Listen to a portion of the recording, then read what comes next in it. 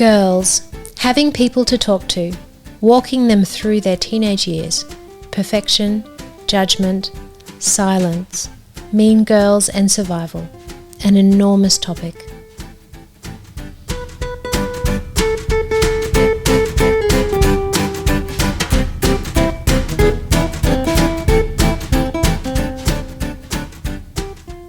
Welcome everybody to Signposts for Living with Dr. Kirsten Hunter. Mia Patterson, hello, welcome. Hello. I'm back. Yeah, you're back. And oh my gosh, we're going to have many subsequent conversations because this is like one of those situations where you just, the topic kind of extends to other really incredibly important gems. And here we are talking about girls. Girls.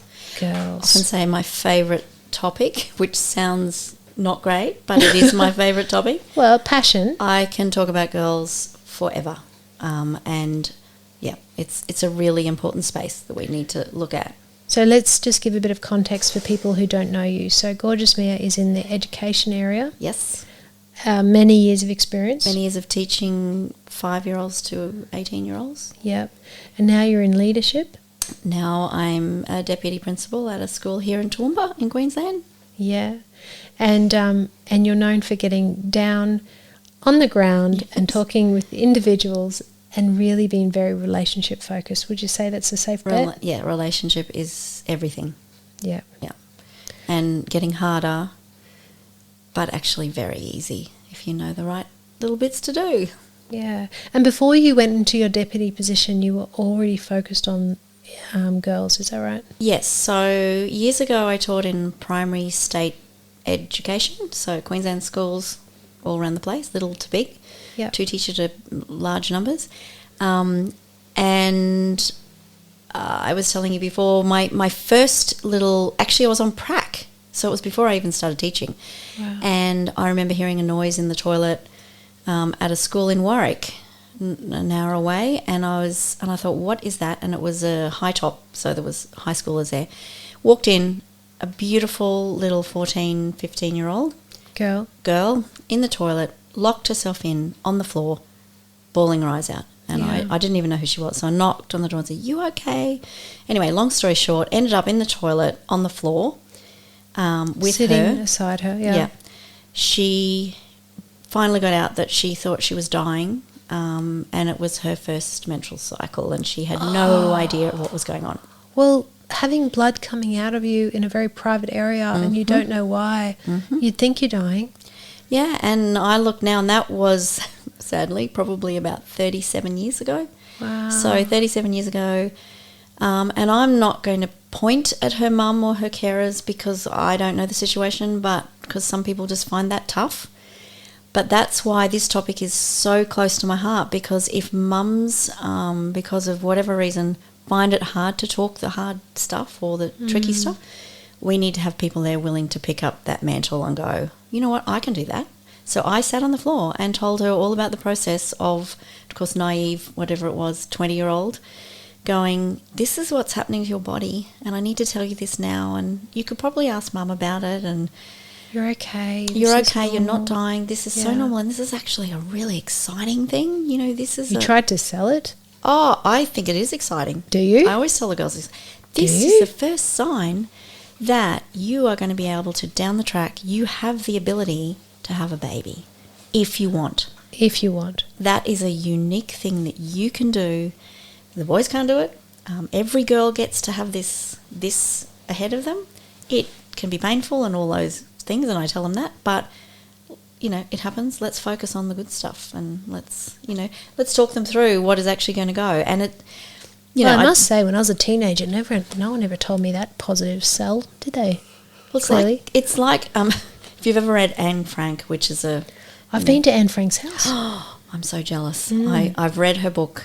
I've read her play. I've given her play to Year 9 and 10 drama, and we've talked it through. She talks about this beautiful mystery that's going on inside her.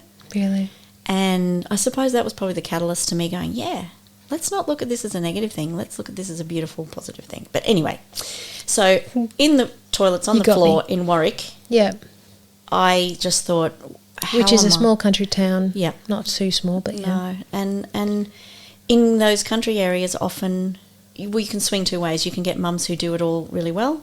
You can get ones who go, we don't talk about that stuff, and they find out. Sadly, they find out about it at school. Today, 38 years later, they find out about it on the internet by Googling. You know, if someone suddenly was in that position, and of course it's getting younger, down to even 8-year-olds. No. Yep, starting cycles. So no. And they're Googling. Are you actually serious? I'm absolutely serious. 9. 8-year-olds are having their period. Yeah. I mean, it's not every 8-year-old, obviously, but it was down to 12, down to 10 years ago. See, I'd be thinking it'd be 12, 13. Yeah, no, it's getting younger and younger, which is sad. Wow. Well, we have 5 boys, so we don't know so you about don't this. have to. So that's all over to them. Well, I did the talk with the boys in my family. Yeah. Which is interesting. But just having that person to make it real and make it okay, and it's not this taboo subject. And today, most children will know about most things via the internet. So they're not having the conversation about it in a safe environment with someone they love and trust. It's Googling it. That's true. It's absolutely true. And that's where my passion lies, and that's where when I go back to where this all started, I was in a primary big school, 4 drafts of every year level, and I was teaching with a teaching partner who'd never taught grade 7, it was at the time, so 12-year-olds. Yeah. So we have this introduction to the year and teachers and blah, blah, blah. And she did a bit, I did a bit. She was brought up very differently to me. I'm very out there. This is what it is on the sleeve. I'm just going to be real and tell you about it in a way that's appropriate. So we talked about, the boys and the girls were there, and we talked about respecting each other. And it went on for quite a long time. I'm shortening it all. But I said, so, let's say boys or girls, one of you gets up and walks at lunchtime and you notice something on the back of the girl's uniform. Yeah. And my teaching partner at the time had never had this conversation. She was falling apart beside me unexpectedly. And I said, what do we do there? Yeah. What can we do? Yeah. And in the end, they were all giggling and falling over themselves. And I said, this is something happening to half the class. Some of you, most of you hopefully know about this, but if you don't, and boys, this is your responsibility too, you could walk up and you could give them your jacket and say, you might want to tie that around you. You might want to go to the toilet. Let me look after you. Let me look after you. Frank, real conversations. So anyone who is, and my teaching partner was very uncomfortable with that. That's the first time I sort of was hit with. Male or female? Female. Really? But mum who had like a really difficult upbringing. So not that safe environment. I was lucky enough to have a beautiful mum who was safe and lovely. So if I can be that information source to others. Do you know, it all comes around the concept of not being alone. Yeah. Doesn't it? That's really it. It's saying, okay, I'm going through this life journey of going from a child to being an adult. Yes. And I'm navigating this. It's the first time for me, and I need to feel like there's people who are there I can access, who are in my corner, who I feel support, and I don't fear judgment from, and I'm not alone. So the more communication, the more dialogue, the better. The more normalising, the better. Yeah. So that's what you're all about, which I love. I am all about it, and I'm about it in small groups of girls, and they get to know my style, and they get to know how frank I am about things in a gentle, soft, safe way. So, and they will then say, I will have them bring girls to me. You need to talk to Mrs. Patterson because, she will talk to you. And they don't want to talk a lot of the time because it is so huge for them. And you've really got to know how to navigate those waters of getting in, and so they feel safe. And I'll often say, you don't need to talk to me because you don't know me, but I'm here if you need it. And usually by the end of that first conversation, they go, can I talk to you now? And it's not that I'm clever or smart, what I say. It's being... You are very wise. You are. It's being available, though, and being... Caring. Yeah, trying to show, I care for you. I see you. We've talked about this before. I see you. I get it. I have time now. Or if you're in the middle of some disaster, try and make the time, but go, you know what? I'm going to make time at lunchtime. I'm going to see you at lunch. I'm going to see you here. And what's going on for you? And then we can talk about it. Yeah. Prioritising them and knowing that you're going to make time because that's so important. Can I throw a curveball? Go for your life. I don't know what you're going to do with this, but... That's all right. These are people bringing heartfelt, earnest issues to you and wanting to talk them through and understand where they're at in life. Yes. And have the support. 100% hear you. And let's get back on that issue in a minute. What do you do with the teenagers that enjoy drama? That come to you because they're wanting to actually have attention purely for the sake of attention, and they can whip up the drama, and it's a secondary gain. It's the primary issue isn't what they're bringing to you. Yeah. What do you do with that? How do you separate out that? Well, my instant thought is, why are you needing the attention? Yes. So you obviously need it. But you get what I mean, though. Yeah. But I would be going, something else is going on here, and I need to spend the time with this person, because if you need the attention, I need to give you some attention. Mm-hmm. They might be creating, I have had this, but I have spidey senses that... Spideys are coming out. I gotcha. I actually have said to students lots of times, I'm hearing you. Can you tell me about such and such? And then it's, all the tears come. So you can sort of... So today I had an issue where this student said, because I always say to them, hang back after our pastoral care or our time together. It's a group of 16 girls, and some of them, one of them often, some of them hang back. I'm always just sitting there on the floor. I sit on the floor with kids and teenagers routinely. It's very leveling. Sitting in a. As soon as I get a sense of power happening, I sit on the floor. Yeah. Yeah, and she started on one track, and I'm thinking, this is not what this is about. So it was sort of, I want to be this Florence Nightingale to this friend of mine, and I could hear all the, it's almost like I want to promote myself to you so you think I'm a good person. And so then I come in and I'll go, you know what, you are an amazing friend. That is amazing that you want to do that with that. Can you tell me about, and it was something to do with family, how's this going? And then the tears came. So if they're coming to you, even if it's just for a chat, I make time. I know that sounds really like, I do this. But there's not enough people making time for children, students, young people to chat. I mean, the reality is that life's busy, go, pressure, isn't it? And this is about creating time for one-on-one, for verbal eye contact. Yes, eye contact, voice, because they chat online, they talk online. And they think that that's a real conversation, when in truth it's a very contained one where you have a lot of control. Yes. And you can just disappear when you want to, and it's not three-dimensional. Yeah, exactly. Went to an interesting conference years and years ago about bullying and girls, and she was an older lady at the time, and I thought this would be interesting. But anyway, which I'm an older lady now, and you are so not. Oh my gosh! But anyway, she said years ago when she was young, if you wanted to hurt someone, you would actually write it. Say it. You'd never write anything down. Never write anything down. Yeah. You'd say it to their face. Yeah. These days, what they do is they would never say it to their face. It has to be written on social media, or a text or a DM, as you call it, like direct message. They don't realise how traceable it is. They don't realise the power of it. We are seeing this over and over with our girls. I do enrolment tours at our school, and I say if it was up to me, I'd ban social media altogether, and I'd get you to sign a disclaimer to say my child will not use social media, because the problems that we see between 14 plus, I'd say 100. I remember visiting my grandmother in a nursing home, and I thought, it still goes on. The mean girls, leave her out thing, playing. Are you serious? I am serious, playing cards. And I said, why is Sylvia not here? She was cheating, and she told us that we weren't. Whatever it is, it's this ostracising, and it's an attempt to make yourself feel stronger by putting someone else down, which is an age-old thing. Which is the in-group and out-group. In-group and out-group. So when we have a group of people, we all, as human beings, say, am I truly included? Can I relax? Do I feel like I belong? Hang on, if we can make someone else be on the out, by comparison, I'm on the in, so I feel more secure. Yes. Who will that be? That's right.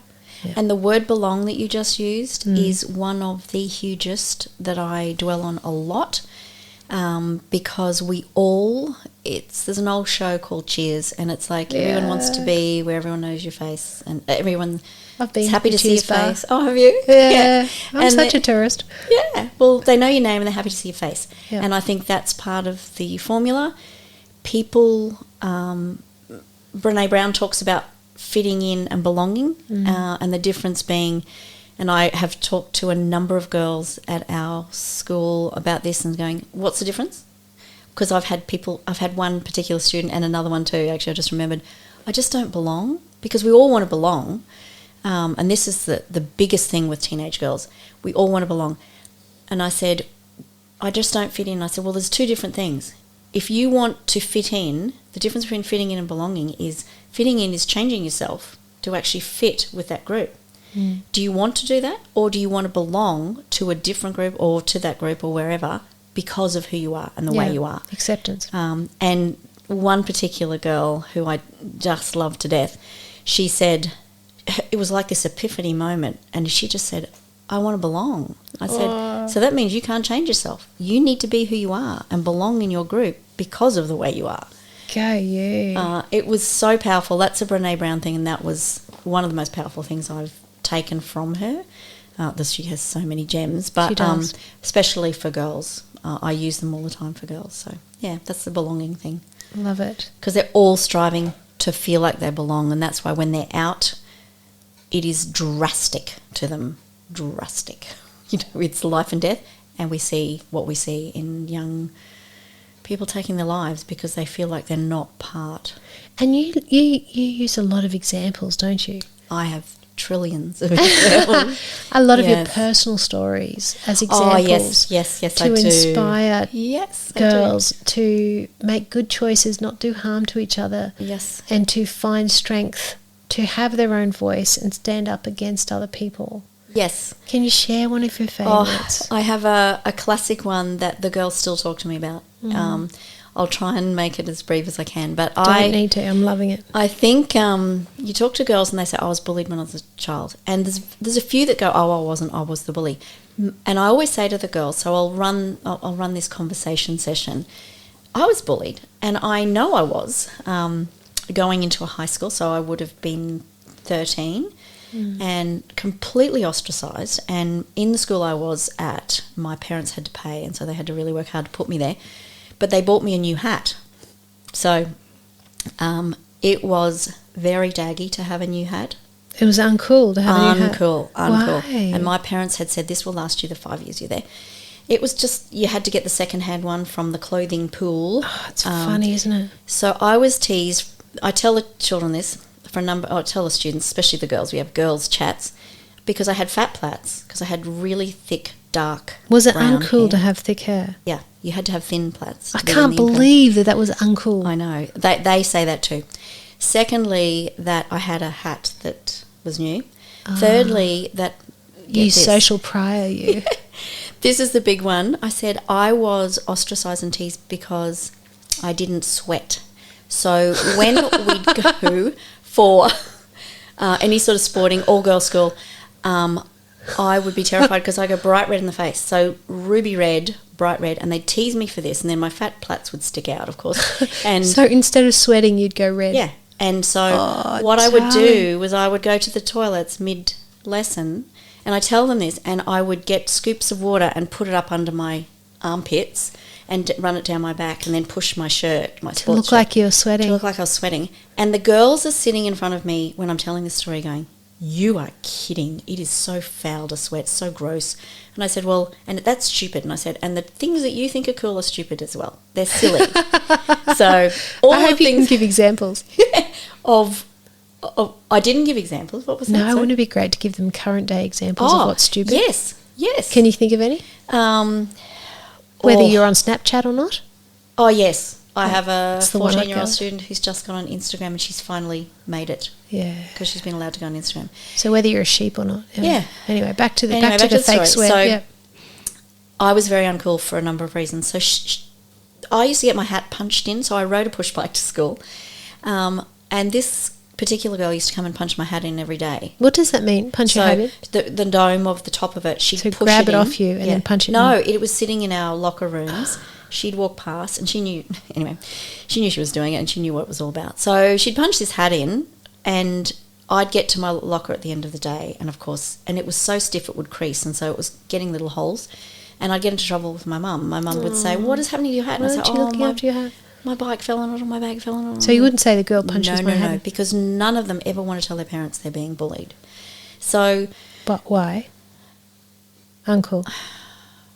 I think, but also the fear that mum was going to do something about it, which would make it actually worse. Got it. So this went on for a long time, and I was I was very quiet, had not much courage, not much confidence, and I just got sick of it. And so no one probably listening will know the Bay City Rollers. At the time I loved ABBA.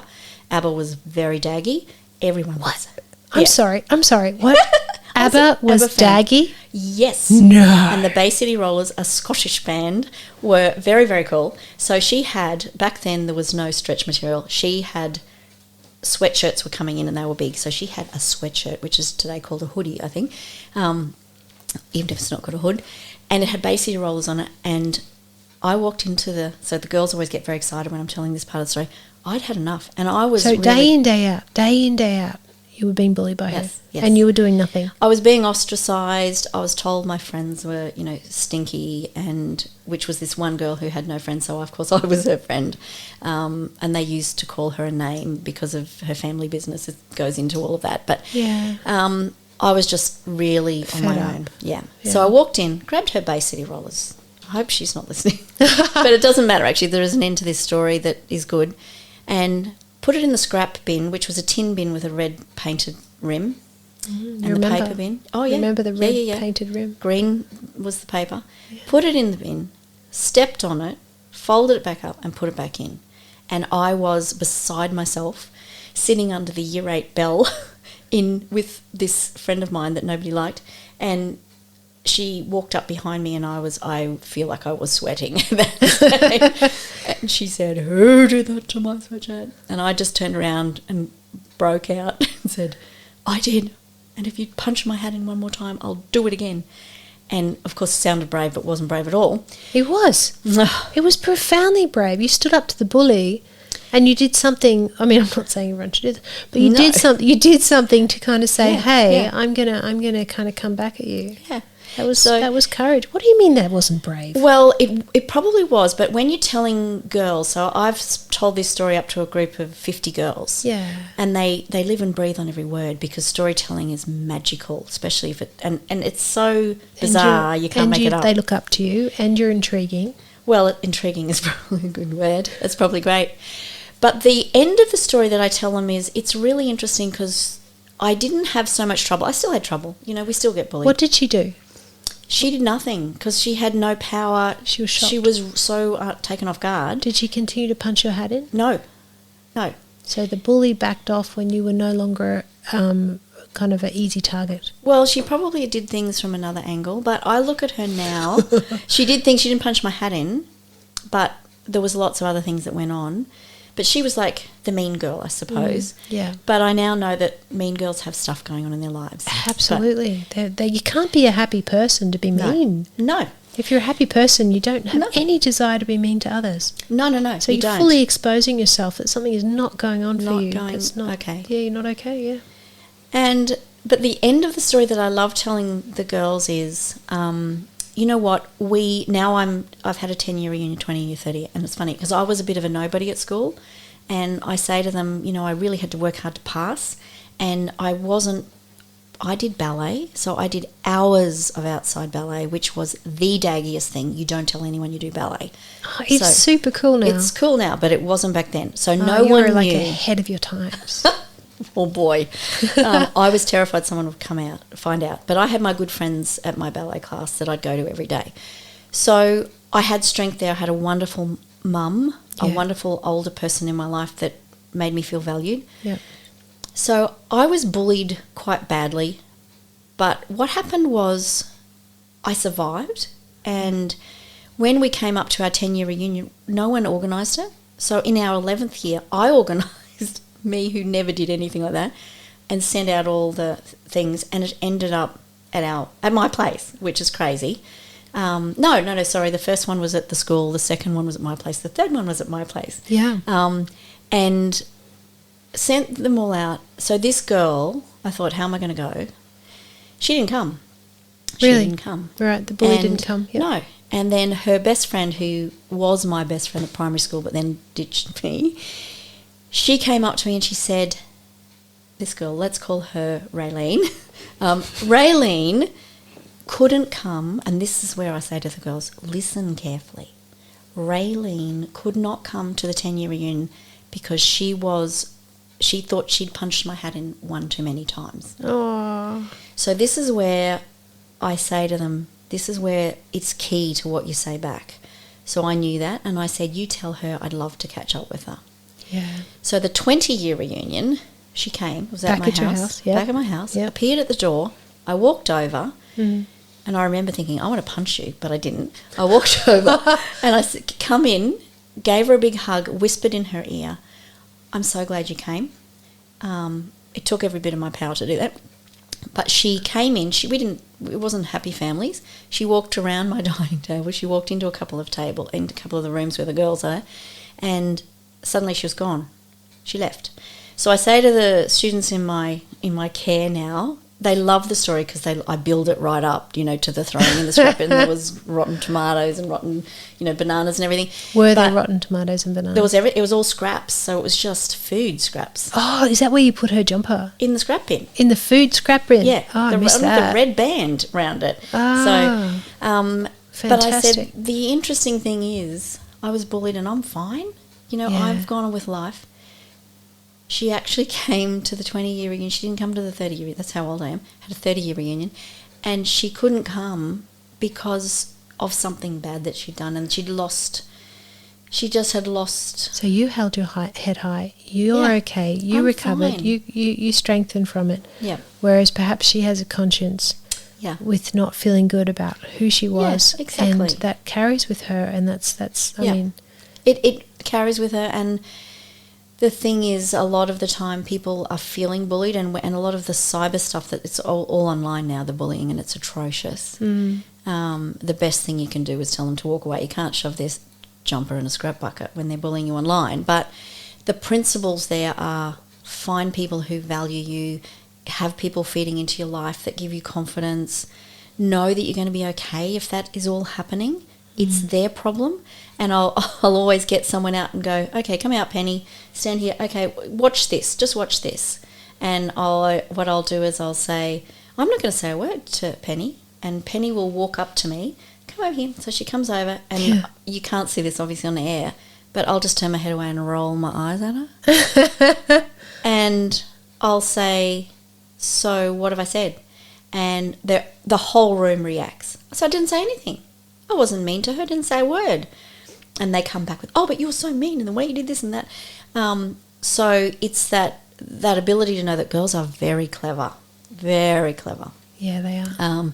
And they do it very subtly, and they do it It's cleverly. a masterful thing. It's survival. It is survival, because they need to belong in a group, and they need currency. That's their currency, that sort of thing. Like gossip is their currency, but so cut you out, bring myself in.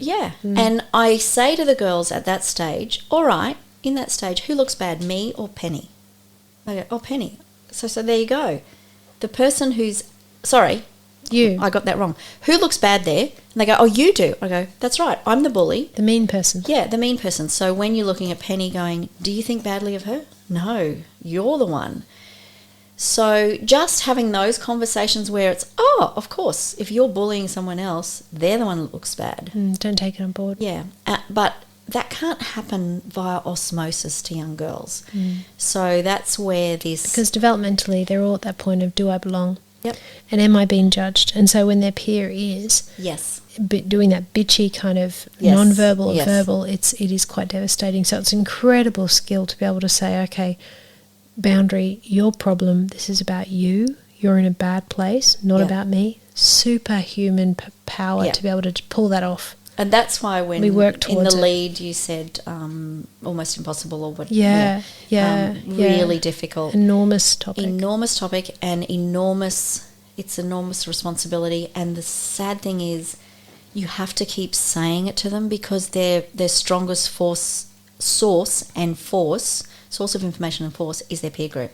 Well, what I love about what you do is you normalise these challenges that they go through. You normalise their thinking patterns, their insecurities, and the more they don't feel alone with this, and the more empowered they're likely to feel that they have choices, and it isn't personal to them, and not to take on other people's stuff. Because they all think it's only them, and that's where this, I have that too, me too.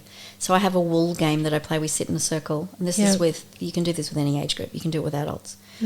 Big ball of wool. I start and I say to them, I'm going to tell you something about me that I worry about, or I can tell you something, I like ice cream. If you're not feeling comfortable about sharing, that's fine. This is a brilliant game. So you have a big ball of wool. And I always usually start with, I've battled with my weight all my life. I've had a thing about my weight. So I say to them, if it's you, if you think, I've had that problem, you say, me too, I'll throw the wool to you. They say, me too. And then when you catch it, you tell us something about you. And I always say to them, you can say, I like ice cream. Remember, I'm not asking you to. And every time they go, so they've caught the ball, they'll say, I worry about the fact that I don't fit in. And then 4 or 5 will go, me too. I'll say, you pick one. And you throw the ball back to the ball of wool. So, of course, you hold on to the wool, part of the wool with your little finger. So the wool goes from Sally across the hall to me, or me to Sally, then Sally to... And it starts to build this little network. Yeah, it's our web, and we get to the end and I say, look at that. Are we alone in these worries, in these things that we think about? How many people wanted the ball when we said, I worry about friendships? How many people feel like they don't belong? That is a common thing, and so many people wanted the ball of wool. So normalising that and going, you're not alone. So we're talking about girls having people to talk to. What you're doing is actually getting girls to talk to girls. Talk to girls. Which obviously you need some have guidance. This safe space and to facilitate. But isn't that powerful? It is, and I think it is. They take a long time. They start by going, I don't want to talk about my feelings. Nowadays, 16-year-olds, quote, I don't like talking about my feelings. And that changes so quickly. The thing with this is it's so doable. So it's not really, I don't know what I call it. It's just the way I do stuff. It's the way I do things, which is, this is so easy. This is so easy. All you have to do is be a bit vulnerable and say, I've struggled with my weight. Here's the sort of things I used to do. Well, I think you being vulnerable is one of your absolute strengths because it makes you accessible. Well, it makes you real and, hopefully accessible, because I have had a couple of students who have really battled with eating disorders, and to be able to sit beside them and go, you know what, I was on the road to that. Here's what I thought. Have you got any? Yeah. Like, boom, boom, boom. Yeah. Or be realistic, and you can't cover everyone's base. Yesterday in my office, I had to say to a girl, I have no words for what you're going through. I have nothing that I can say to you. I'm just so sorry. I'm just so sorry. And I'm here, and this is going to hurt for a while. They don't want you to have platitudes or little bits that you throw at them. And sometimes the strongest thing, and I think we wrote this down somewhere when we were talking about, is silence. I think it might be in this. Yeah. The pause. People don't pause enough. Listening. What people do is they polyfill with conversation. So all the gaps. So when a student is getting to the stage where they're brave enough to say something, it takes a long time sometimes. And I might fill a gap with, it's okay, we don't need to talk about it. And they'll sort of grit their teeth and nod. And I go, really, you can come back tomorrow? And they go, no, but I want to tell you. And out it comes. Blah. But that's very quick. A lot of the time it's just sitting, patting their knee, nodding, looking at them, and they look at you and they go, is she going to wait? Yeah, I'm going to wait. I've got plenty of time. Which is saying that there isn't the pressure. No and pressure. I will take the time. I have the time, because who has time? these days. Who has? I mean, people say to me, staff will come in, I know you're busy, but I'm no bit more busy than you. You're busy too, so let's talk. And let's face it, time is our commodity that's so scarce. It's the scarcest commodity we have. Time poor people are working in every workplace. And when we're working with young people and children, it's not going to work. We're going to have anxiety and all sorts of things going through the roof if they're not getting it from home because mum and dad are so busy trying to work to put their children at the school or whatever they're doing. And we have a generation, coming through that don't have those spaces. And this is where, when we started to talk in the beginning about having someone else that's a little bit older or someone, that's why those shows with the kindies and the older generations work so beautifully, because and the where the preschool centre is in the middle of the aged care home, and then where the teenagers intergenerational kind of connection. And someone told me the other day there's a teenager version of that where which sounds brilliant to me, because look at all those beautiful little mentors sitting there that have so much time.